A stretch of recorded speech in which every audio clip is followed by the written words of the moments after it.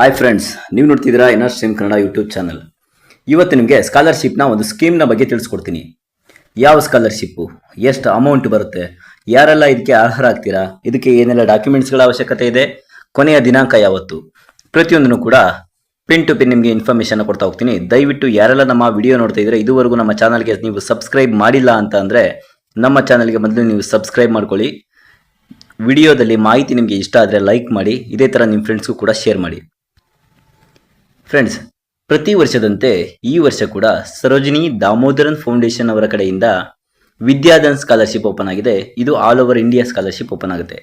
ಕರ್ನಾಟಕದಲ್ಲೂ ಕೂಡ ಈ ಸ್ಕೀಮು ಚಾಲ್ತಿಯಲ್ಲಿರುತ್ತೆ. ಇದು ಯಾರಿಗೆಲ್ಲ ಅಂತ ಅಂದರೆ SLC ಮುಗಿಸಿ PUC ಯಾರು ಓದ್ತಾ ಇರ್ತೀರಾ ಅಂಥವ್ರಿಗೆ. ಫಸ್ಟ್ PUCನಲ್ಲಿ 10,000, ಸೆಕೆಂಡ್ PUCನಲ್ಲಿ 10,000 ಪರ್ ಇಯರ್ ನಿಮಗೆ ಸ್ಕಾಲರ್ಶಿಪ್ ಅಮೌಂಟು ಸಿಗುತ್ತೆ.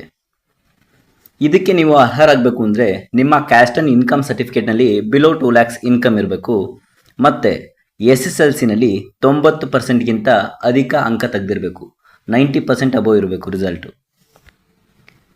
ನೆಕ್ಸ್ಟು ಬೇಕಾಗುವಂಥ ಡಾಕ್ಯುಮೆಂಟ್ಸ್ಗಳು SSLC ಒರಿಜಿನಲ್ ಮಾರ್ಕ್ಸ್ ಕಾರ್ಡ್ ಬೇಕು.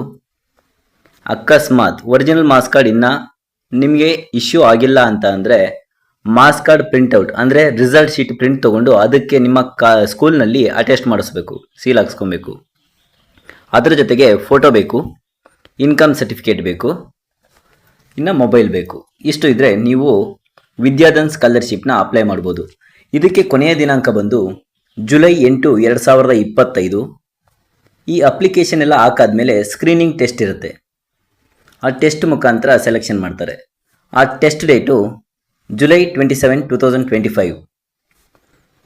ಇನ್ನು ನೆಕ್ಸ್ಟು ಇದೆಲ್ಲ ಆದಮೇಲೆ 9th August 2025 ಇಂದ 24 August 2025ವರೆಗೂ ಇಂಟರ್ವ್ಯೂ ಇರುತ್ತೆ, ಟೆಸ್ಟ್ ಇರುತ್ತೆ.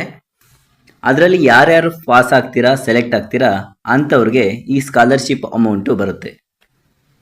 ಇನ್ನು ಈ ಸ್ಕಾಲರ್ಶಿಪ್ನ ಬಗ್ಗೆ ಏನೇ ಇನ್ಫಾರ್ಮೇಷನ್ ಬೇಕಿದ್ರೂ ಕೂಡ ನೀವು ನಮ್ಮ ಕಮೆಂಟ್ ಬಾಕ್ಸಲ್ಲಿ ಕಮೆಂಟ್ ಮಾಡ್ಬೋದು, ನಾವು ತಿಳಿಸ್ಕೊಡ್ತೀವಿ ಫ್ರೆಂಡ್ಸ್. Thank you.